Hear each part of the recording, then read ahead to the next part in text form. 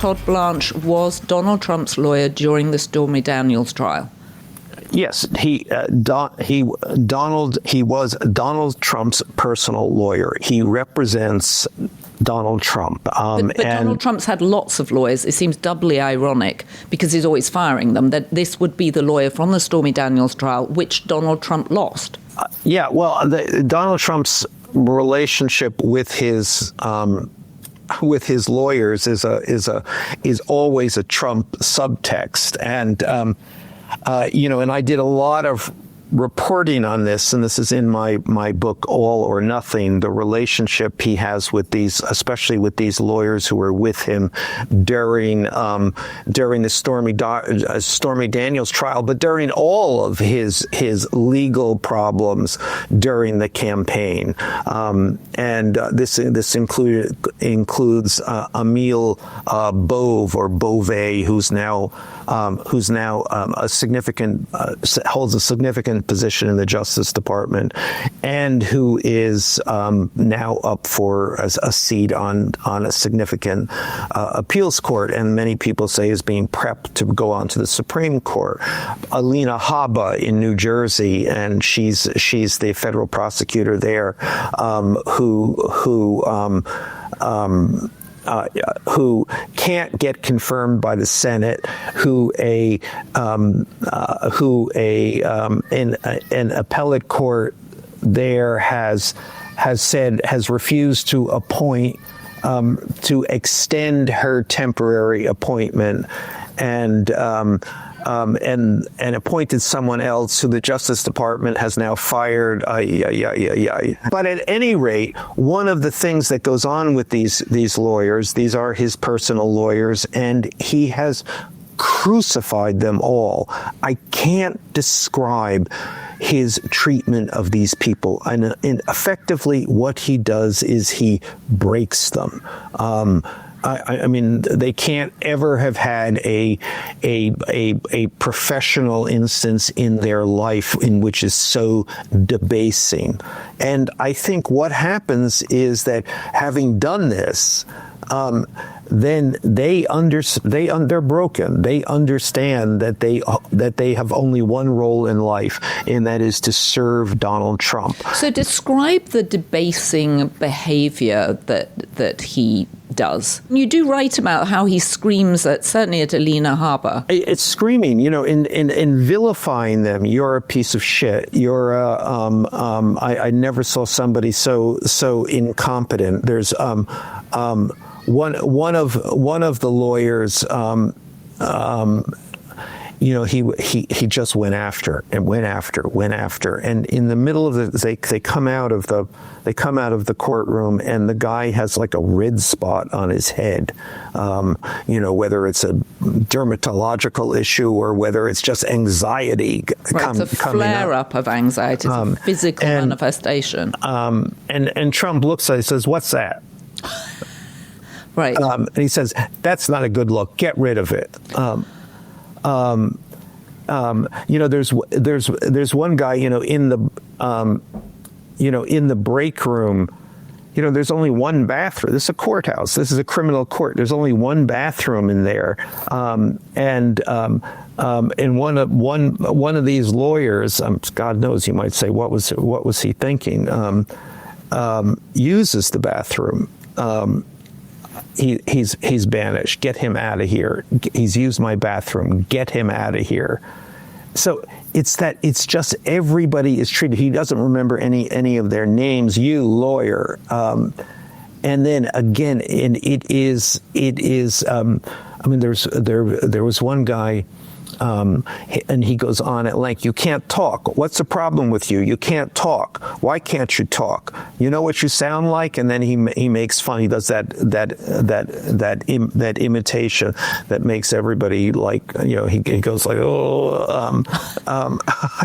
So he's a horrible person to work for. Nevertheless, if you're Todd Blanche, you can't ever have thought that you would end up as the number 2 in the Justice Department. Right. And so you understand your job is, remember, The Justice Department of the United States has always been at least in the modern era, post-Watergate, has protected its independence. Yes, we are part of the executive branch, but no, we are not under the direct control of the executive branch. And Trump has said basically, that's bullshit. You're under my direct control. In fact, you are my lawyers. Right. You do not represent the United States of America. You represent me.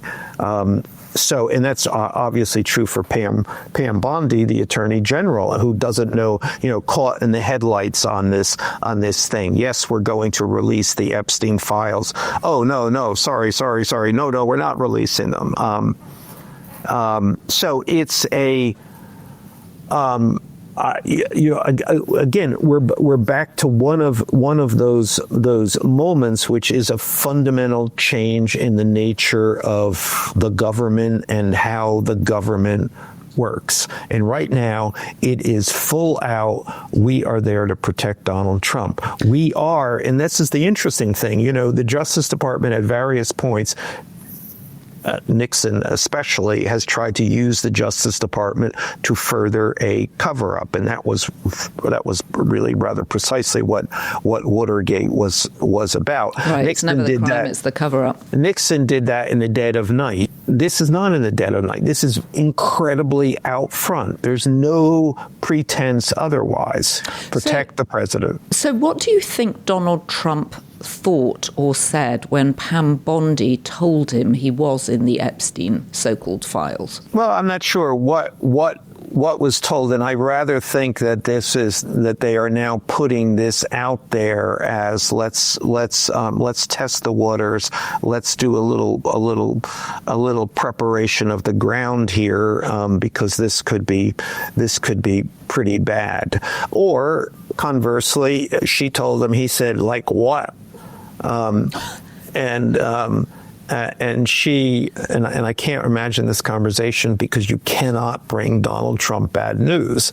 You cannot. But let's assume that she might have said something, and he said, oh yeah, shut this down, forget about it. Well, and Elon then immediately put it out. Yeah, no.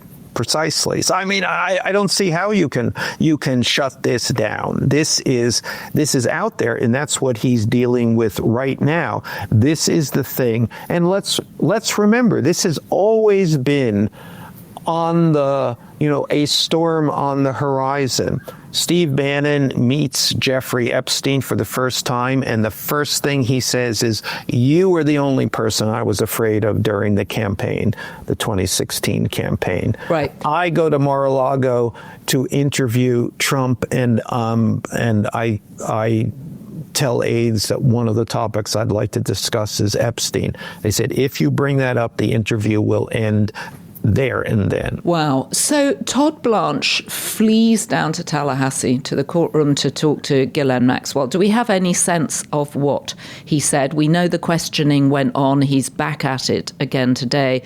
Her lawyer, David Marcus, who is a friend of Todd Blanche, came out and said that Ghislaine miraculously answered every question honestly and didn't plead the fifth in any way. What are your thoughts about what's going on there? I would imagine that she is outlining what she has on the President of the United States, and they are evaluating how damaging that is and evaluating how credible what she has to say is. So they're negotiating.